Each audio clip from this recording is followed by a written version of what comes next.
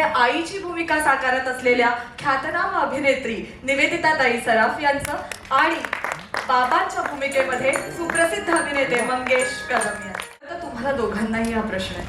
आत्ता आम्ही अगदी शेवटी तुझ्याकडनं हा संवाद ऐकलाच आणि त्या संवादामधनं एक उल्लेख तू असा केलास की खरंच आई रिटायर होते का, आई आणि बाबा दोघेही खरंच रिटायर होतात का.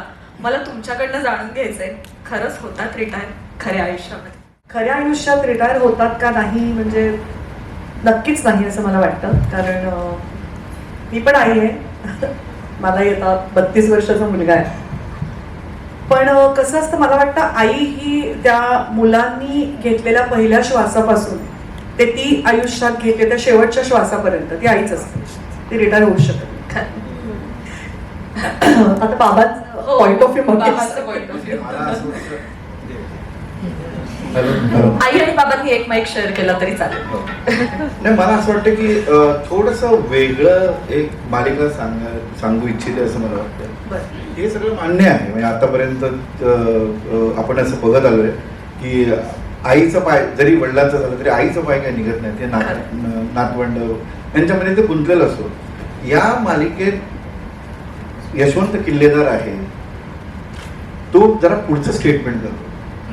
तो असं म्हणतो की ठीक आहे ना, आपण इतकी वर्ष काढली ना आता आपण, तर आता आपण निवांतपणे यांचा याला करू दे की मुंबईत राहू दे, ते करतील त्यांचा संसार, आपण दोघं जाऊया आणि आपण निवांतपणा जो आपला मिसिंग होता इतके वर्षाचा त्या धबडग्यामध्ये शहराच्या, ते नको, आता आपण शांतपणे राहूया. त्याच्या पुढे जाऊन जेव्हा रिटायरमेंटचे पैसे मिळतात तेव्हा तो धाडसाने बायकोला सांगतो की आपण जेव्हा पैसे कमवले तेव्हा आपण एकत्र आपल्याला राहता आलं नसेल, पण आता हे पैसे उपभोगताना आपण सतत बरोबर राहायचं. आता हा जरा मला थोडासा पुढचा वेगळा म्हणजे कुठल्याही मालिकेत मी अजून असं बघितलेलं नाहीये की ते आता वेगळं राहायचं बघतात. म्हणजे सुना वेगळं राहायचं बघतात, त्यांचं लग्न होतं, न्यूक्लिअर फॅमिली, सुनेला एखादी आवडते आणि ती मुलाला बाजूला नेते वगैरे, हे सगळं आई बाबा ठरवत आहेत की बास आता संपलं, आता आपण गावी निवांतपणे राहूया. हे जरा मला आजचा थॉट वाटतो. खरं तर कोणतीही मालिका घेताना ना आधी तो विचार जो मालिकेमध्ये गुंफलेला आहे हा आपल्याला स्वतःला पटायला हवा, तेव्हाच आपण ते पात्र उभं करू शकतो. हा विचार पटणं किती महत्वाचं आहे, कारण आई आणि बाबा रिटायर होत आहेत हे आपण म्हणजे आत्ताची पिढी म्हणायला अशक्य आहे, पण खरंच तुमच्या दृष्टीने किंवा त्या पिढीच्या दृष्टीने जर पाहायला गेलं तर त्यांनाही गरज आहे की आरामाची. बरोबर. हाच पॉइंट आता मंगेशने मांडला की जरा वेगळा थॉट आहे की अदरवाईज कसं असतं, आईला इतकं त्या पेडेस्टल वरती नेऊन उभं केलेलं असतं ना की आईने स्वतःचा विचार करणं म्हणजे ते स्वार्थीपणा, असा एक काहीतरी आई ही श्यामच्या आईसारखीच असली पाहिजे, हे एक म्हणजे अधोरेखित कुठेतरी असं वाटतं कोणालाही. आई म्हणजे ती अशीच असली पाहिजे.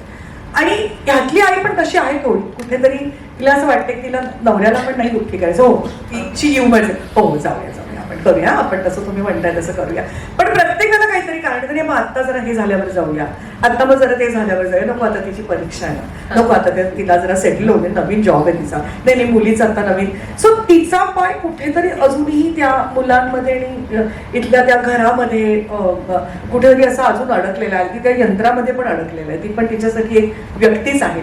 तर घरातल्या प्रत्येकाने चमच्यामध्ये, भांड्यामध्ये, त्या अगदी मसाल्याच्या डब्यामध्ये पण असेल, तिचा जीव त्या सगळ्यात अडकलेला आहे, त्या व्यक्तींबरोबर त्या घरात तिचा जीव अडकलेला आहे. आणि जसं यांनी म्हटलं तसं की त्यांना बाहेर पडायचंय आणि तोच त्या दोघांमधला, तसं त्या दोघांचं तर इतकं लोणच्यासारखं मुरलेलं नातं आहे ना, आता बोलावं लागत नाही, म्हणजे त्याच्या मनात विचार उमटले तर ते तिला कळतात, इतकं ते असं छान मुरलेलं नातं आहे दोघांचं.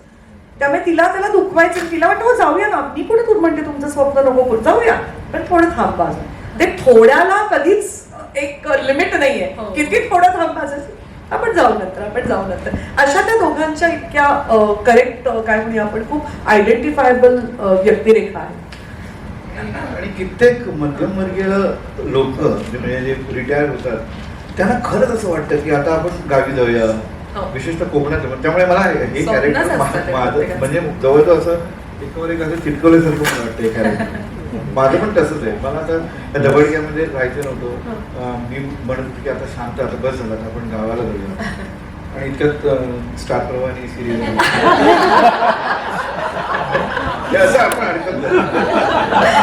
म्हणजे आयुष्याच्या खऱ्या पडद्यावर नाही पण या पडद्यावर हो, मात्र हो. वेगळी character दुसऱ्यांचं साकारतात. काही म्हटलं, सातवा serial दिली तसं मला अगदी सांगावंच लागेल.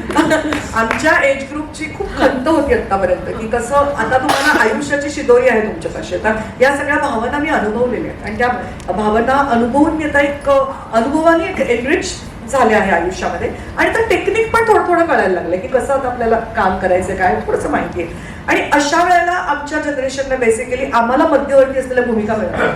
अशा वेळेला तुम्ही कोणाची तरी आई असता, कोणाचा तरी वडील असता आणि मध्यवर्ती दुसऱ्या भूमिका असतात.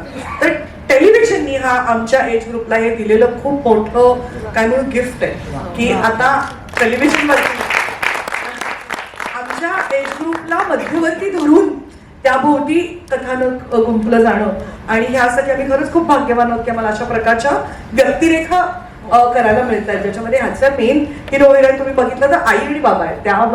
त्या मध्यवर्ती त्यांच्या भोवती सगळं कुटुंब गुंफलं गेलेलं आहे आणि हे करण्यासाठी खरोखरच आणि इथे समोरच राजवाडे बसलेले आहेत सतीश राजवाडे. त्यांनी मला काही म्हटलं होतं मी त्याला नाही म्हणू शकत नाही. आणि हा इतका सुंदर बोल्ड रोल जो मला मिळालाय की मी त्यातल्या आईशी अगदी आयडेंटिफाय करू शकते. तिच्यातल्या काही गोष्टी का बाई अशी वागते असंही म्हणू शकते एक ऍक्ट्रेस म्हणून किंवा निवेदिता म्हणून. ऍट द सेम टाइम तिच्या काही गोष्टी नेहमी कुठलीही व्यक्तिरेखा त्या काहीतरी तुम्हाला स्वतःचं प्रतिबिंब पण त्याच्यात दिसत असतं आणि कधी कधी अजिबात त्याचे काही विचार तुम्हाला पटतही नसतात. तसे मला शुभा किल्लेदारचे काही विचार पटतही नाहीये आणि काही कुठेतरी मला निवेदिता म्हणून तिच्यामध्ये माझं प्रतिबिंबही दिसतंय. त्यामुळे एक असे खूप सहज जर आपण कोणाच्या घरात डोकावून बघितलं त्यांच्या घरात चाललेले संवाद आपल्या कानावरती पडावेत ना इतके सहज सुंदर संवाद आहेत. खूप छान ह्याची गोष्ट आहे जी दरेकरांचे आणि आमचे आता लेखक इथे अवतरले आहेत. चिन्मय पाटलेकर त्यांनी अप्रतिम त्याचा स्क्रीन प्ले लिहिलेला आहे. स्वरात मोकाशी यांनी डायलॉग्स पण इतके सहज सुंदर आहेत ना मला करायला त्यामुळे खूप मजा येते. खूप एन्जॉय करतो मी. अशी मस्त आमच्याबरोबर तगडी आमची मुलं आहेत स्टारकास्ट आणि आमची निर्माती बलवा जी अतिशय हिरिरीने तिकडे उभी असते.